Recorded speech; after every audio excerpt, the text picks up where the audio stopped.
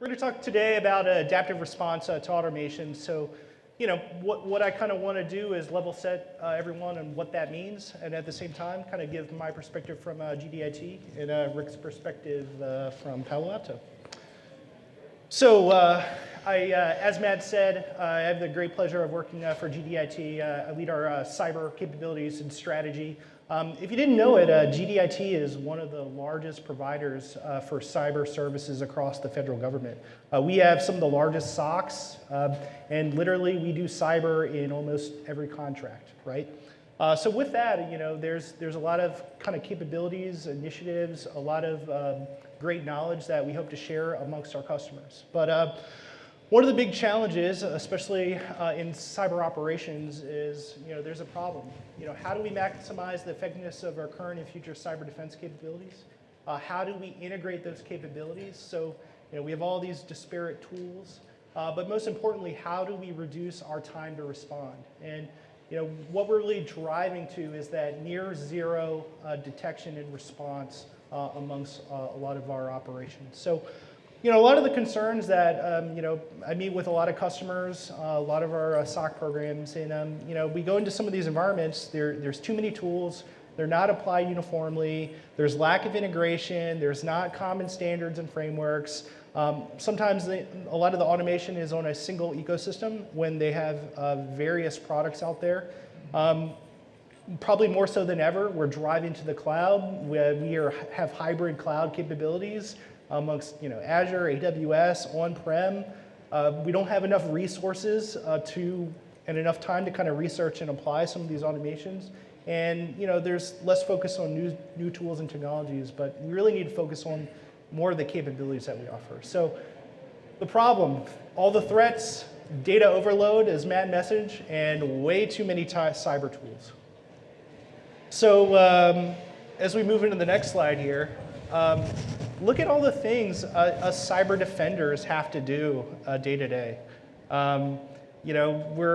We have all these threats, whether they be opportunist groups, individual actors, state-sponsored. There's social engineering, spear phishing, buffer overflow. At the end of the day, we're just trying to protect the data. That could be enterprise IT data, critical infrastructure, mission systems, platforms, and then we have the insider. When we look at the layered defense, look at all these things, or SMEs, and operationally we have to drive. Question for the group, how many people do you think it takes to do all this? Anyone? One? I saw one, I saw that. Normally I get it depends, and they ask if they're a lawyer, but But I think this is a very powerful graphic, and really it's also determining how does this scale. So I kind of look at it as four pillars. You need an effective workforce, you have to do effective ops, you have to have enhanced cyber tools, and you have to be focused on limiting your attack surface. So to help frame this problem also is, I think a lot of folks forget about the workforce. It's all about building these teams. You've seen a lot of it with the DoD. They've built these cyber protection teams, CPTs. And it's more so than the individual. How do these teams effectively work together? So we have to train them to these knowledge, skills, and abilities. I was just on a panel last week at another conference where we talked about the cyber workforce demand. I mean, in the DC area, we all know Amazon's building their second headquarters, but they expect to have 3.5 million cyber jobs by 2021, near 0% unemployment, 350,000 current job openings. So, I think there's some drivers to automation. But one of the questions we get, does automation replace the workforce? I don't know. Personally, I don't necessarily see that. I think what we're trying to drive to is having your cyber defenders be a little bit more effective with how they do operations. And I'll talk about that in a second. All right, so we always talk about the cyber kill chain, and from cyber operations, I kind of call it the cyber operations slow chain. And these aren't exact numbers, but just from working around some of our cyber capabilities, so you have some SOCs, they have somewhere between 7 and 20 people. You have a lot of these resources. They're probably more incident handlers than incident response threat hunters. most of the time, it requires taking an event from one ticketing system, manually creating another ticket with these details, and it's a very slow process. Remember, a lot of times the goal is to get to remediation. Well, they're probably creating some, ticket in ServiceNow or a remedy, sending that to the network team. The network team is, doing a block, and guess what? By the time it's remediated, it's a week later. So remember, near zero. So you look at all this process steps. It could be somewhere between 25 to 50. Many times the SOC's goal is to get the resource back for business ops, rather than actually, understanding what the scope of the event, the intrusion, the breach is. Working on some of our network intrusion teams, scope is very critical, understanding what an adversary is doing. But I would argue that some of our SOCs spend 70 to 80% of their time consuming non-trivial cyber events, which could be malicious emails, spear phishing, false positives, and I call it alert overload. It goes back to cyber operations slow chain. So what we're trying to drive towards is how do we better prioritize our resources, focus on the most critical events, and ultimately we're reducing risk. It's all about data and reducing risk. So what is this adaptive response thing? We're really trying to target the threats. The cyber threat is constantly changing. The technology landscape, as we heard earlier, is constantly changing. We have more data to analyze than ever. Most of the time, our cyber teams are reactive rather than proactive. We have this workforce that is growing, and our adversaries are as sophisticated as us because they're using the same tools. So having some type of adaptive response strategy helps address some of these challenges. So when we look at adaptive response, it's helping to incorporate some of the AI machine learning and focus on detecting new threats, providing IACD and SOAR to help automate how we do operations. I think it's all about driving situational awareness. You can't defend things that you don't know that you have. And a lot of times we find whole networks and enclaves that aren't monitored. But it's all about applying automation in near real time. So some of the ways that we're helping leading this is kind of helping customers drive to understand what the threat landscape is. So I'll talk about IACD and SOAR. But it's really how do we always consistently provide that situational awareness. From emerging threats perspective, focusing more on that reactive to proactive protection. Cyber analytics and threat sharing are a big thing. And it's not necessarily sharing information within an agency, but within different agencies. So I think the more open that we can become with that, the better. And then really just focusing on how do we optimally use AI and machine learning for automation.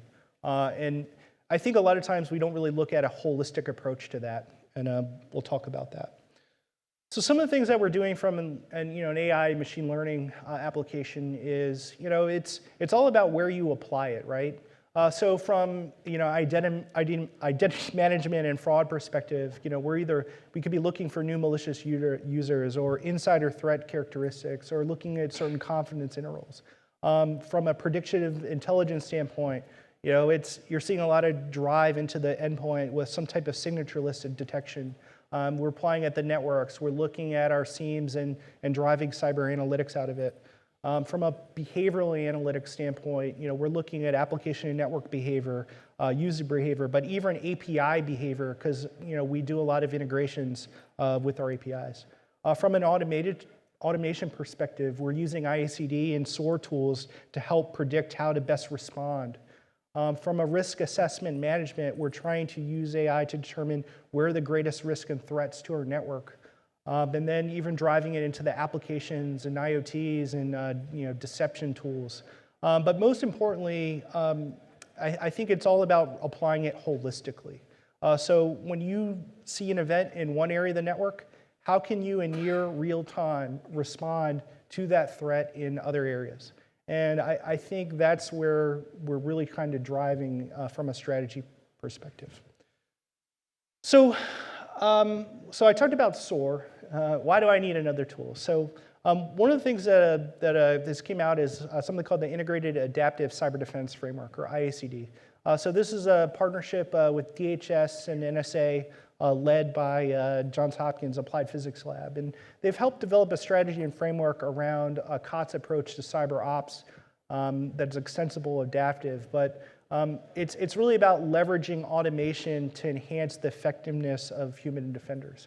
Not so much keeping them more of an approval role in the loop, but that's kind of where SOAR comes in. So from a SOAR perspective, you have security orchestration, automation, response, which is SOAR. This term was actually coined in February of 2018. And these are more of the technology implementations that we use, I would say, with IACD. And a lot of our great SOAR vendors are here to help drive some of the efforts that we're doing there.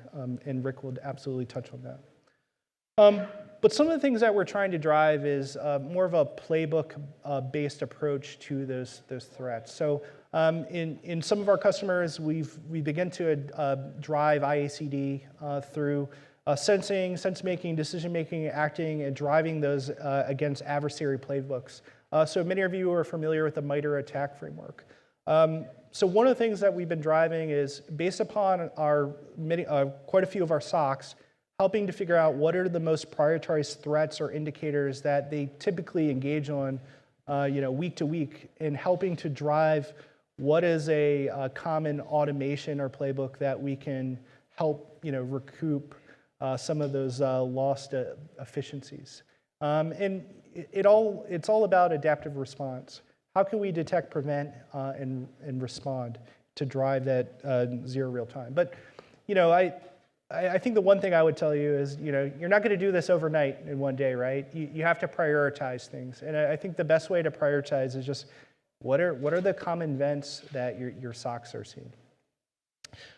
So if you're not familiar with developing a playbook, that's a lot of the things that we help drive is, we have a incident response plan, but that may be different from a technical response guide, which may be different than how an adversary playbook's right. So we have to standardize on some taxonomy. A lot of times we help customers with that standardization, and then we drive through specific playbooks on the different threats that they are seeing. Ready.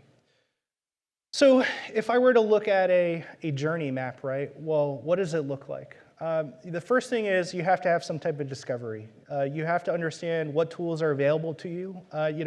Remember, we're looking at this as a holistic enterprise standpoint. So we have to know the tools, we have to know the data that we're protecting, we have to know the different customers, the different enclaves. Of course, we have to make sure that we deploy the right tools. And obviously, we all know there's a lot of tools. From a sensor standpoint, we need to make sure that we have the right monitoring, when the right ingress, egress flows, we're ingesting the right data. We have to enrich that data. A lot of times our customers get overloaded with ingesting data, but not necessarily understand the trends or what customers they're coming from, so we can actually begin to automate. From a cyber analytics standpoint, then we have to understand when, what, why, how are we sharing, visualizing that data.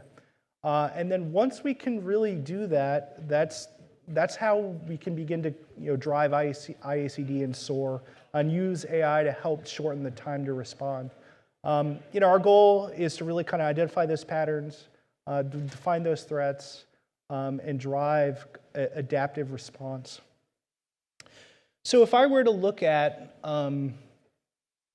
if I looked at some of our most mature cyber operations programs, there's a couple of commonalities that I would look at.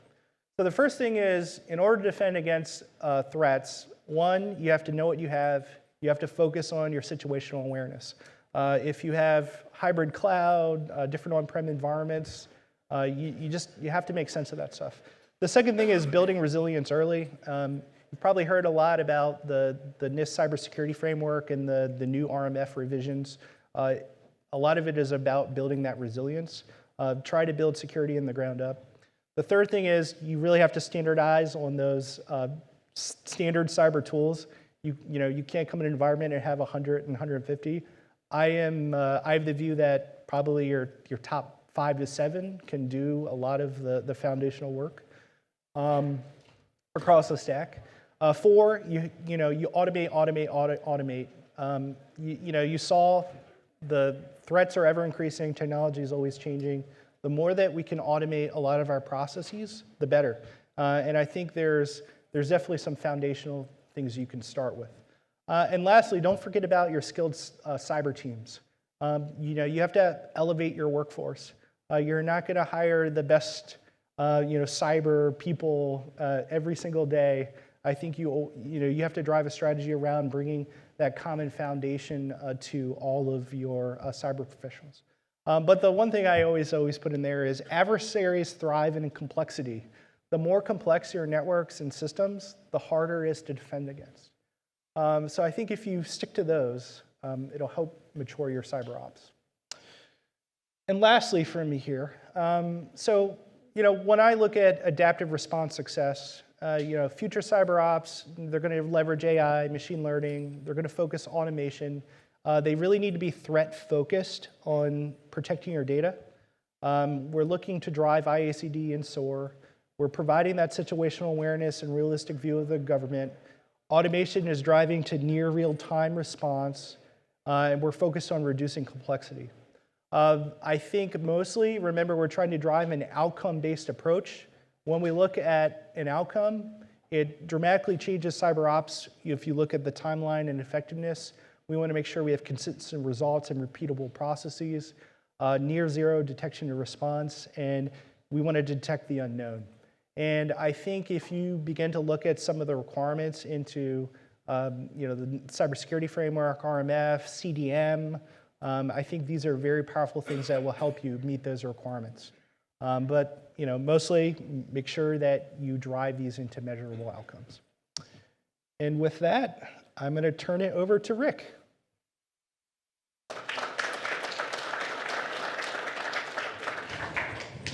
You got the clicker? Excellent. Thank you, sir. Before we get started, Matt and I are really interested in getting high marks on the evaluation form, so he'll be standing out there handing $1 to everybody who gets his high marks, okay? Yeah? Okay. Yeah, $5. Oh, the price has gone up. He said $5. I love it. Instead of me coming in here and telling you what you should be doing, I thought I'd come in and tell you how Palo Alto does what Matt was talking about internally. All right, so this is from our internal Security Operations Center briefing. All right, and this is our mission. Okay, 7,000 employees, 20,000 endpoints, 13 data centers, 70,000 customers. We got to protect all of that stuff. And admittedly, about a year and a half ago, our Security Operations Center was not very good, okay? We're below average, I would say it. I built a lot of Security Operations Centers in my career. I've seen 1 million of them. I'm sure all of you have too, right? And ours was below standard. And we decided that we were gonna fix that. So this is what we did, okay? All right, so we center around this philosophy that if you're gonna do any kind of prevention in your networks, you have to kind of adopt these 4 pillars. You gotta have complete visibility, meaning you have to be able to see everything that is on your network, on your endpoints, behind your perimeter, on your mobile devices, in your cloud deployments, whether you're doing commercial services or some sort of government thing, and any kind of SaaS services you have. You have to see it all or you can't get it done. You have to be able to reduce the attack surface, meaning don't make it easy that once, you don't have to have all these entryways in your organization. You need to be able to make certain kinds of rules like, maybe the marketing people don't need access to the software development library. You need to be able to do that and make it easy to do those kinds of things. And then you have to automatically prevent all known threats. And by the way, we know about what most of the threats are, about 98% of them. All right. The hard part for all of us is getting those prevention controls into those 150 tools that Matt was talking about before. That always takes too long and is too cumbersome, but you should automatically update that as you go. And then you have to discover the new threats quickly and turn them into known threats and get those prevention controls deployed. So this is the Palo Alto Networks philosophy. That's what we try to do and to automate. We are big believers in the intrusion kill chain, and we believe that automation is the key. right? When I started doing cybersecurity, geez, back when the dinosaurs were running around, you did not have to know how to write code to be a security person. You just didn't have to, right? But I'm telling you, in 10 years, all the security people are gonna be coders first and then cybersecurity people, right? It's gonna be completely automated. So this is how we view it. Over on the left side of the intrusion kill chain, that's way over here on the left, you can automate most of that and you start to move to the right. And over on the right side, that's where you need more people, and there's kind of an overlapping spectrum. So you need people on the right side, you need automation on the left, and they kind of meet somewhere in the middle, and that's what we're trying to do. All right, and so this is how Palo Alto Networks does it, okay? Now we're a completely Palo Alto Networks shop, clearly, because I get everything for free, which you guys don't. I'm sorry about that, but it makes it really handy that I can deploy everything, all right? But even us, we can't do everything. And down the bottom corner, you see some of the other commercial tools that we use. We use Okta and Ping for identity, Rapid7 and Proofpoint, and Tanium and AirWatch, all right, to do some of the things that we need to do. We roll that all up into Splunk and use Demisto as our SOAR technology. How many people heard that we bought Demisto a couple weeks ago? Nobody heard this, right? Our marketing department sucks, I guess, right? So we use ServiceNow as a ticketing operation, and we use PagerDuty as a way to inform our analysts on how to do this. All of our stuff goes through the Cortex Hub. That's our security services in the cloud stuff. All the data up in the data lake, and the Cortex XDR is kind of our behavioral analytics engine, all right? So that's how we deploy. We get all our threat intelligence from those folks over on the left, lots of different kinds of intelligence from those groups, and this is how we do it, right? And we're so happy with this, right, that because of the Cortex Hub and the way we're gonna do all these things in the near future, we're gonna be able to eliminate these two technologies in the very near future. Tanium goes away and Splunk goes away because we're gonna be storing everything up in the Palo Alto Networks cloud, all right? And I can do everything that Tanium does from the Cortex XDR. And what Matt was saying is absolutely true. You're trying to eliminate complexity. The more commercial tools that you have in your organization, the more complex your environment is, and the more mistakes you're going to make, right? So we're trying to get to simplicity, to have one kind of thing that we all understand and run, all right? So we're very excited about this, and let me tell you why this is good. Oh, one more? There we go. This is the reason you do this. This is the reason we're using Demisto. This is the reason you're using SOAR. These numbers are for the last 90 days, all right? So 100 billion events down to 0 major incidents, okay? That's all using Demisto's automation, okay? Let me explain what that means. We have about 15 people in the SOC. Before we did the SOAR technology, I had people looking at screens, tier 1, tier 2, and tier 3, and they would spend their time on the things that Matt was talking about, looking up a bunch of dumb stuff that never amounted to anything. What we've done is automated all the tier 1 and tier 2 tasks, every single one of them, right? So that means I took those people now that don't have to do that and made them threat hunters, right? So now, okay, I got 2 or 3 automators that are automating the new alerts that pop up that we haven't automated yet, and the rest of them are threat hunters looking for bad guys in our networks, okay? That model works, and I love it, all right? So, by the way, I don't need a 24/7 SOC anymore, okay? That is 9 to 5, right? Because I don't need people at night looking through reams and reams of logs, okay? It's all being automated. If anything bad happens, that analyst on call is alerted with his pager or his phone. Right, that is the way to do it. Okay, you see those guys in the SOC, they don't look as bad as we all do because we had to spend time in the SOC when we were younger, right? All right, let me back up. All right, so that's how we do at Palo Alto Networks, right? So that's one way you can do automation in your organization. And you should be seeking other ways that you can utilize other kinds of automation. So I'm gonna switch gears a little bit and talk about the Cyber Threat Alliance. How many people have heard of this before? Couple, okay. This is a information sharing organization run by security vendors. And the reason that's important is that the vendor community was late to the game for this information sharing. The ISACs were invented back in 1999. President Clinton signed a presidential decision directives that said, all you critical infrastructure companies, you should share threat information. So finance, telecom, IT, medical, all those guys. You guys should share. We're not going to give you any money to do it, and we're not going to give any people to do it, but you should do it, because national security. So the idea of sharing information has been around since 1999. The security vendors didn't do it because we hate each other and we don't talk to each other, right? So we decided about 5 years ago that we would fix this, and this is what we have. These are the board members of the Cyber Threat Alliance. It's a nonprofit run by Michael Daniel there up on the top left. He used to be President Obama's cyber czar, right? And the object of this is to automatically share threat information to the security vendors so all of you don't have to manage that on your own, all right? So, and here's the thing. All the other information sharing organizations, they're great, but they have two big problems, right? First, not everybody shares. Okay, just the big guy shares. One of the best sharing organizations out there is the financial sector, ISAC. But even that group that has lots of members, just the big guys share. The Goldman Sachs and the Citibanks, because they have lots of people and lots of money. But that little community bank down the street with two guys and a dog, okay, that manage the firewall and the printer and get the coffee in the morning, they're not sharing, all right? So you have to share to be in the Cyber Threat Alliance or you can't be in the club, and we measure it daily.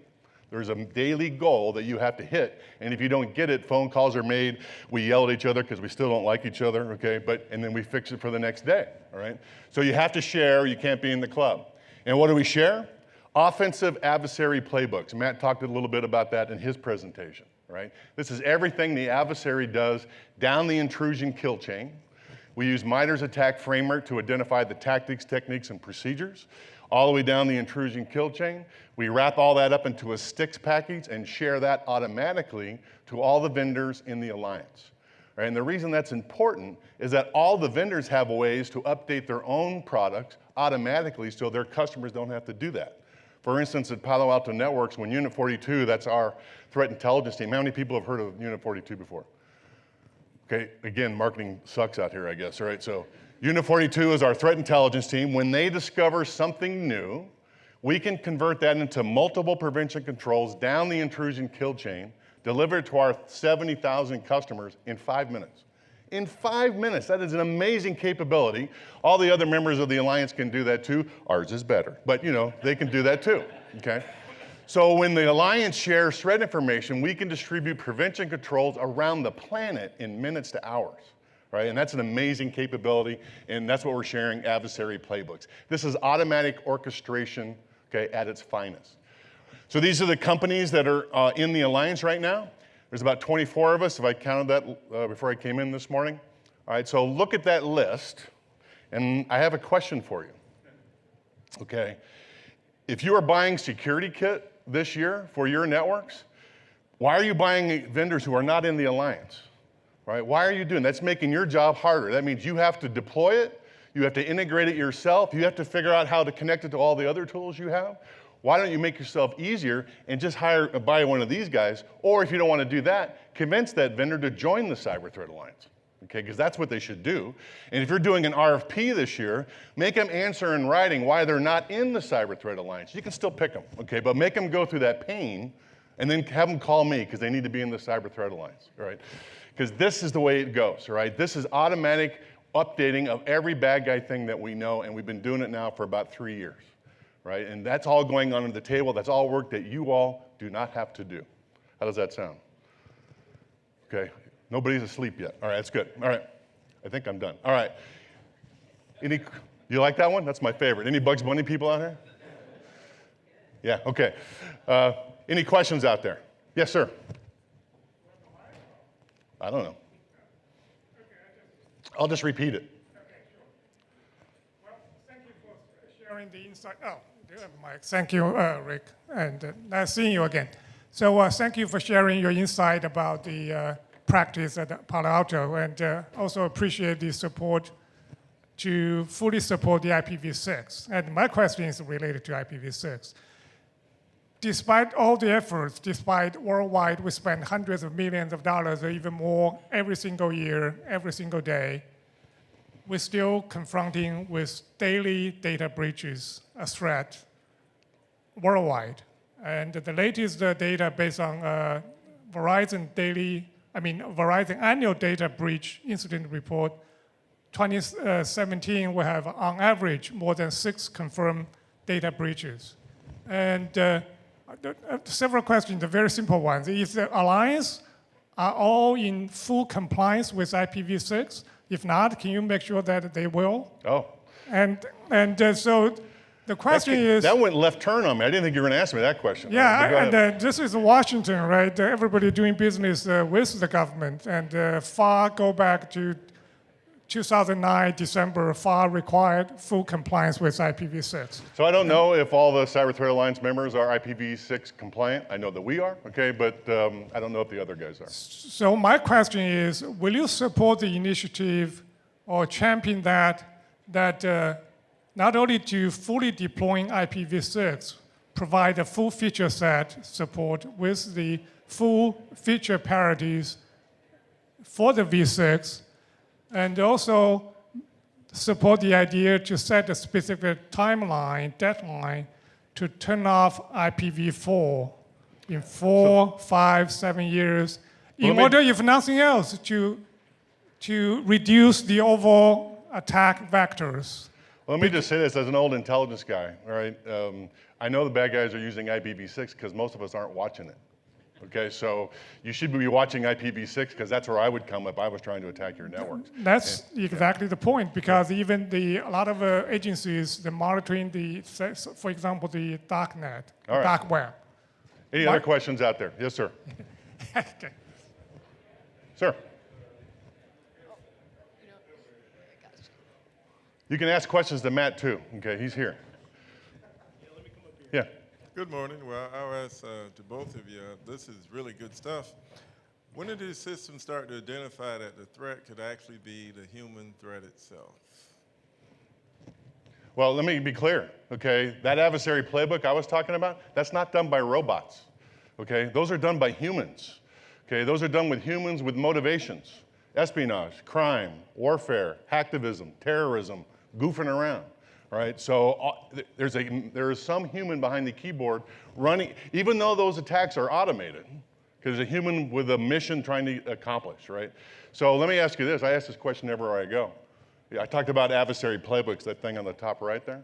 That's offensive playbooks. How many active adversary playbooks are on the internet on any given day?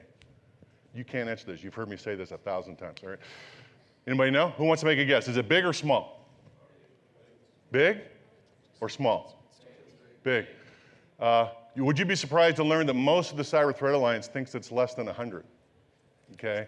Half of us in the Cyber Threat Alliance thinks it's less than 50. All right? Because it seems big because they've automated the same attack over and over again, but it really isn't that many. All right? So if we could collect all the adversary playbooks and keep them up to date, we'd stop maybe 98, 99% of all the attacks going on the internet. It's really hard to do, okay? But that's what we're working on, and that's what you should be thinking about. Do you have anything? We got about 1 minute 30 left of questions. Any other good questions out there? Yes, ma'am. Will this tool help with profiling digital criminals? Which tool? The playbook? Or, I put like 17 tools up there, so which one do you want? I was late. Oh, you were late? So are any of the tools that you put up there? So look up that adversary playbook thing. It is a way to characterize every attack that we know. That's the humans trying to attack victims. Yes, it would do that. Yep. All right. One more question. So you're saying the playbook will help you add with attribution? Not attribution, okay? Attribution is way too hard, all right, for commercial people to do it, and it's not important for most commercial sectors, right? Because we're just trying to keep the pain out of our networks. Now, for the intelligence groups in the government, they're trying to figure out who it is. That's a different mission. That's not what the adversary playbook is, although it can aid to what you know about the adversary. You can use it. Yep. Good question. All right. I think that we said that was the last question. So we got just a couple-minute break in case people want to move between sessions, and then we're going to move on to our next topic. So a big round of applause for these guys. Thank you very much.